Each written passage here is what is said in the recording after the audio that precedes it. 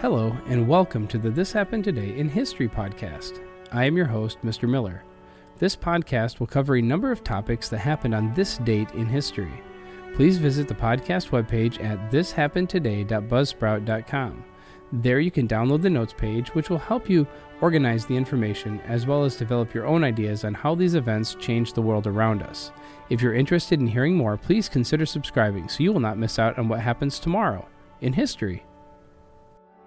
Today is July 2nd. In 1937, at age 40, Amelia Earhart disappeared with her plane and her navigator on the longest leg of what was intended to be the first circumnavigation of the world by a woman in an airplane. How does that fact change how we read her life?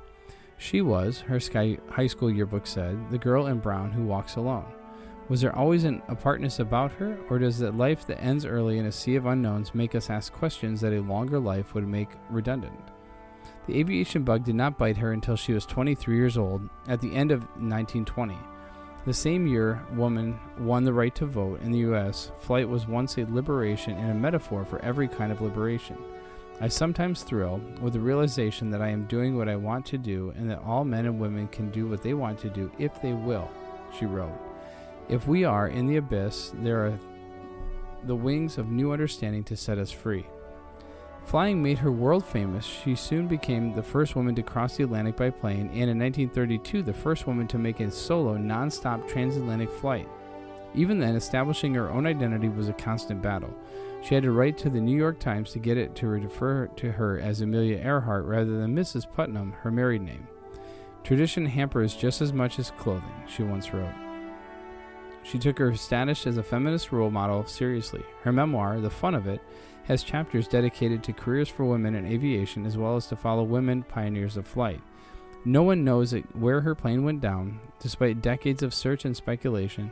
Somewhere to the north of her destination, Howland Island, little more than a splinter of a rock in the central Pacific Ocean, is the likeliest answer.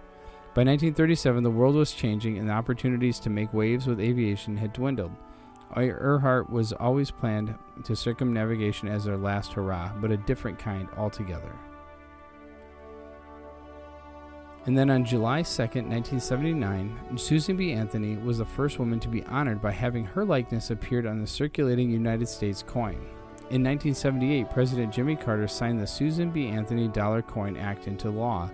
This law amended the Coinage Act of 1965, changing the size, weight, and design of the $1 coin. On July 2nd, the U.S. Mint officially released the Susan B. Anthony coin in Rochester, New York, at the home of Susan B. Anthony during the most politically active years of her life. In 1979, 757,813,744 coins were produced. Additional coins were dated 1980, 81, and in 1999. Ultimately, the United States Mint produced 842,452 Susan B. Anthony coins for circulation.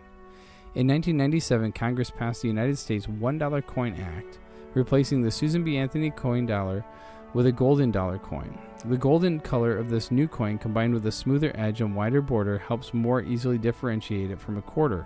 The act also authorized the Secretary of Treasury to continue to mint Susan B. Anthony coins until such time as the production of new golden coins was ready. In 1999, the final 41,368,000 Susan B. Anthony coins were minted. The coins continue in circulation today. And finally, today we thought we'd take a look at how American businessman and record-setting adventurer Steve Fossett managed to fly on his own around the world twice.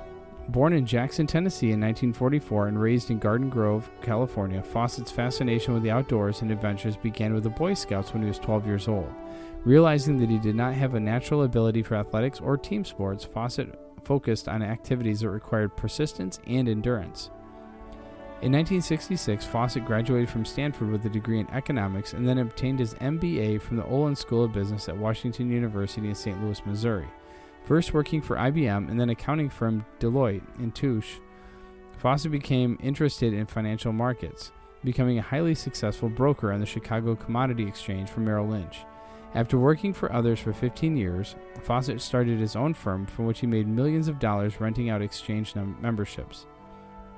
Now armed with the financial muscle to pursue his own adventures, Fossett set out to become the first man to solo circumnavigate the globe in a balloon. After 5 failed attempts, Fossett did not give up and finally accomplished his dream in 2002 at the age of 58. It was Fossett's 6th attempt. Fossett's sixth attempt proved to be successful because he encountered favorable weather along the route and because he chose to attempt it in the southern hemisphere, where he would spend more time over sea than land. With wind sometimes propelling his balloon, the Spirit of Freedom, at speeds of more than 200 miles per hour, Fossett made the circumnavigation of 19,263 miles in 2 weeks. Fossett eventually landed his balloon in Queensland, Australia, and became the first man to ever fly solo around the world in any aerial vehicle. During the 2-week flight, Fossett had oxygen canisters to breathe at high altitude, ate survival rations, and used a bucket as a toilet. Having accomplished this flight in the balloon, Fossett began planning on how he could make the circumnavigation in a fixed-wing aircraft. Having successfully persuaded Budweiser to sponsor the Spirit of Freedom, Fossett looked for a backer for his next fixed-wing attempt. You have been listening to the This Happened Today in History podcast.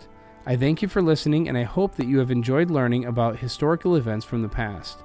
Thank you to the following websites for their information regarding today's topics: ThePeopleHistory.com, Amelia Earhart Goes Missing at HistoryToday.com, the Susan B. Anthony Dollar at SusanB.org, and Steve Fossett's record at SimpleFlying.com. The music used as the background track for this podcast is Americana, created by Kevin MacLeod on Incompetech.com. If you enjoyed this information and would like to hear more, please consider subscribing, as this will keep the historical events in your feed in the morning for each day. I hope you have a great day.